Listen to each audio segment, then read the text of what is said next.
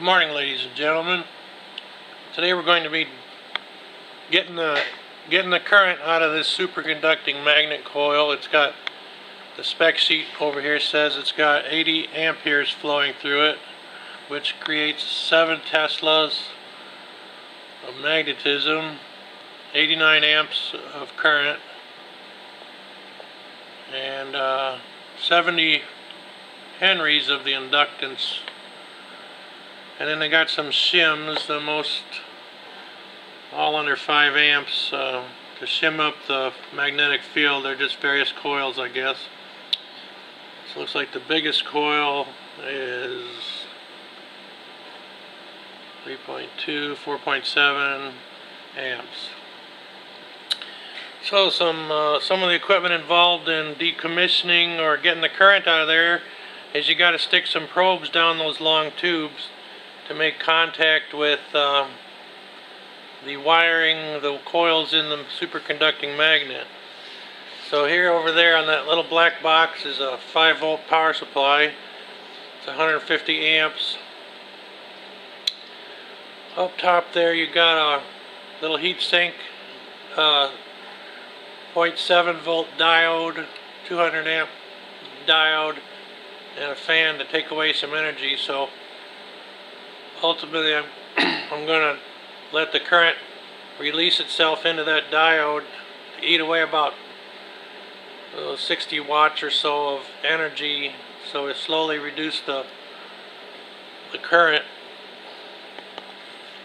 Now this is a primitive high amperage resistor setup here. I'm going to take this nichrome wire, and it has about 10 ohms for every wrap. So there's 10 ohms and another 10 ohms going the other way. So that'll let me increase the current of that 5-volt power supply about 0.5 amp per step. So the spec sheet says to try to match the current before you do anything. So if you got 89 amps flowing in that magnet, I'm going to try to get 89 amps flowing in the wiring beforehand. Now the trick about getting that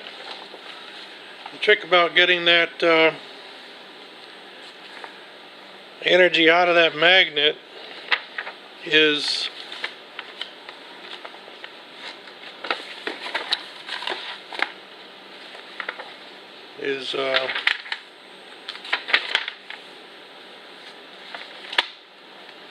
to use a little heater that you could power with a 9-volt battery, like those little transistor radio batteries that you can pick up for $1 or $2. So here's the circuit I'm looking for. So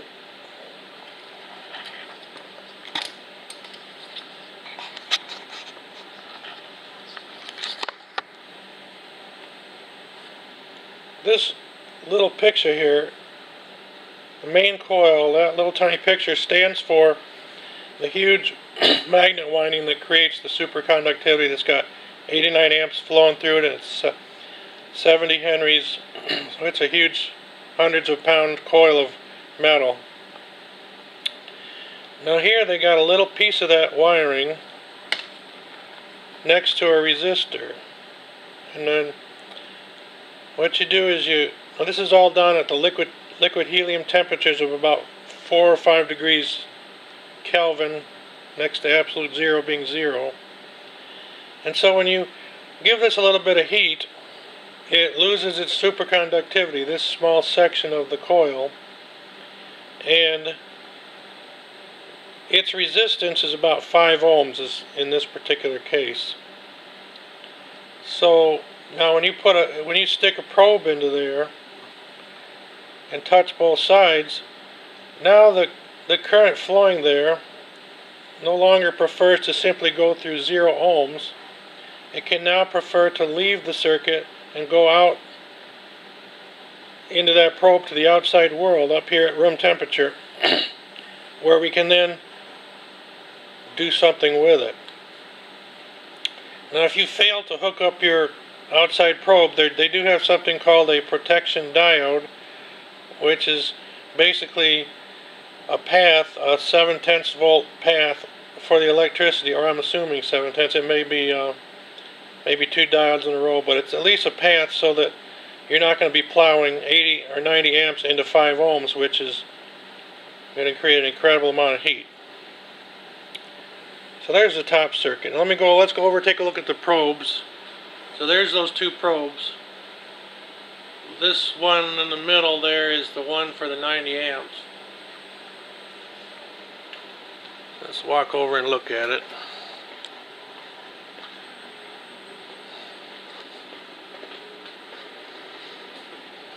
So there you go. You can see some hefty attachment points for the 90 amps to come out or go in when you were charging it. And there's your long probe. Go in there and down into the magnet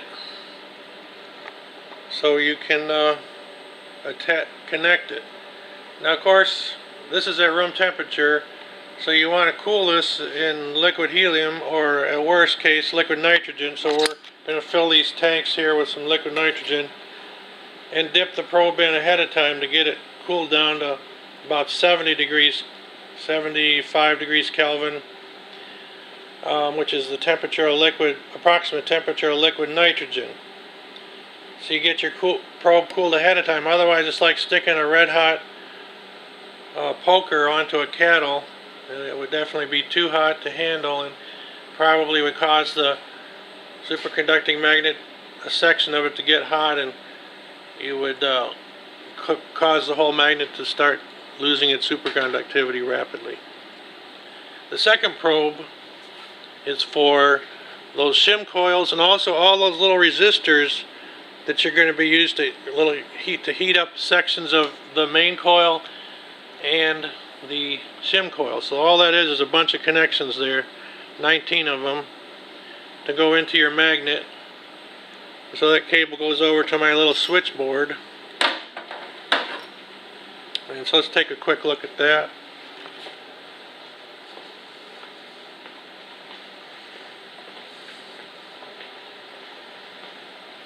So here's my switchboard. Here's a second set of diodes that are cross diodes, so it doesn't matter which way the current comes in it or out of it. You're going to get a little bit of a voltage drop to nibble away at the current set to it. So most of these things here are the different shims. Here's the main. When I flick that switch, it's going to send about 60 milliamps of current to that little resistor here, triggering the main current to then want to leave and go out into my probe. So let's plug some of these things in here to see what's going on. First, I'll plug this in, which you won't see anything. These are 2 5-volt like cell phone charger power supplies, and that makes 10 volts total, which is close enough for me to call it 9 volts to use as the trickle current to turn those resistors into little heaters to trigger the current to leave. Now, some proper terminology is that's called a persistent switch. So when it gets opened, that's when you're actually flowing current into the resistor, stopping the superconducting in that section of basically making the current stop, and current stopping is when you open a switch. And this same thing happens to all these other shim coils.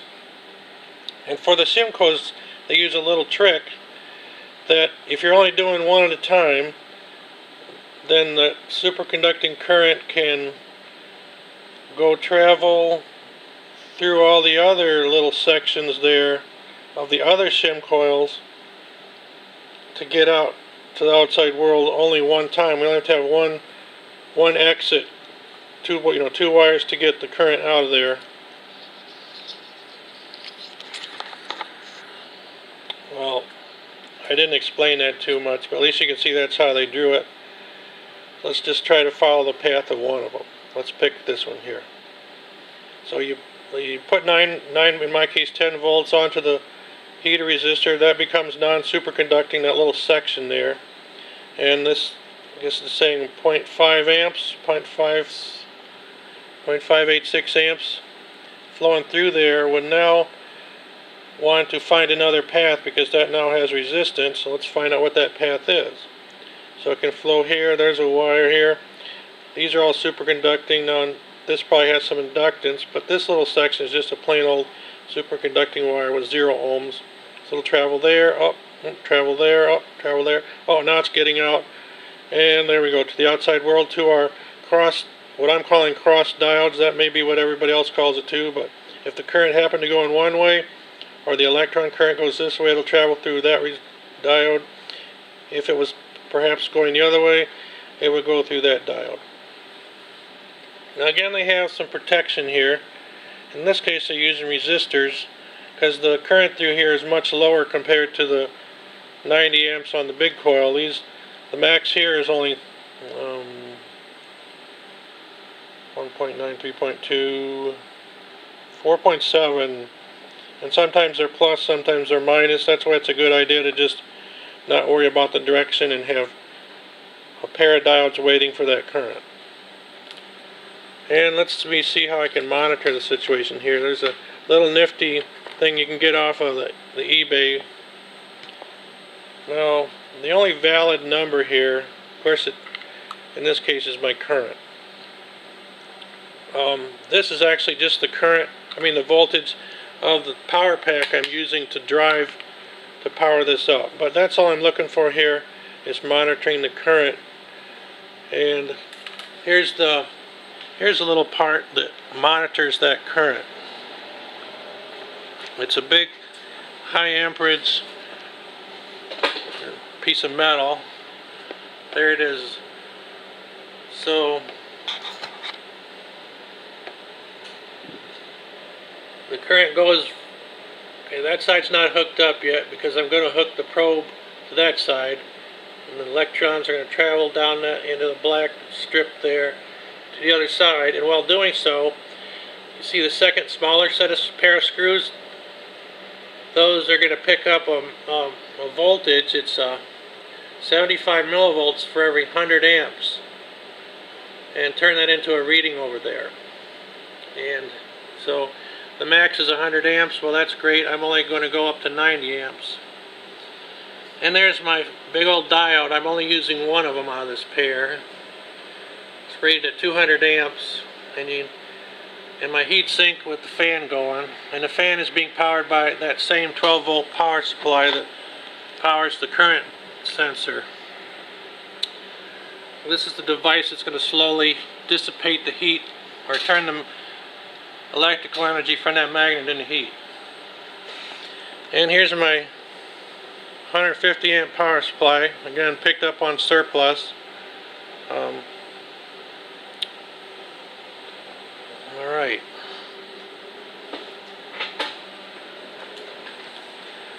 Well, so to get this show going, I'm going to need to get some nitrogen and some helpers in here. So for now, well, wait just a sec. Let me show you what these other readings are for. I got this in the 20 amp setting of my meter. So this is going to show me my shim amps. So when I'm watching the current leaving there, I can kind of see if I'm doing things right, if they're matching what used to be in there or is in there, to see it coming out to the outside world. So I just put that ammeter in series. Now they do have a monitor main coil volts inside the tank. So some of those 19 wires coming out,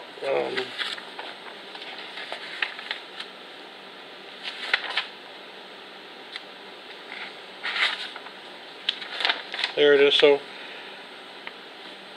some of those 19 wires on the shim probe, somewhere in there it's going to say, they got a lot of switch heaters. PT100 there to measure the temperature. There we go, main voltage coil monitor, plus and minus, or not necessarily, they're not labeling it plus and minus. So at least I can monitor, and there it is in the picture. main, current lead, and then voltage monitor, so I can see what kind of voltage is going on as that current is coming to the outside world. So that's that meter. And there's the PT100 if I wanted to check out the ohm reading on a platinum resistor that's 100 degrees, I think 100 ohms at 0 degrees centigrade. And it's about 20 ohms at the temperature of liquid nitrogen. And I guess that's where it's located, is in the liquid nitrogen bath. But we'll see how low that reading goes once it's hooked up. There you go. This is just used for a weight. This thing is touching the back here, and this holds things down so it doesn't tip over. Alright, so that's it for the moment. We'll see you in the next section.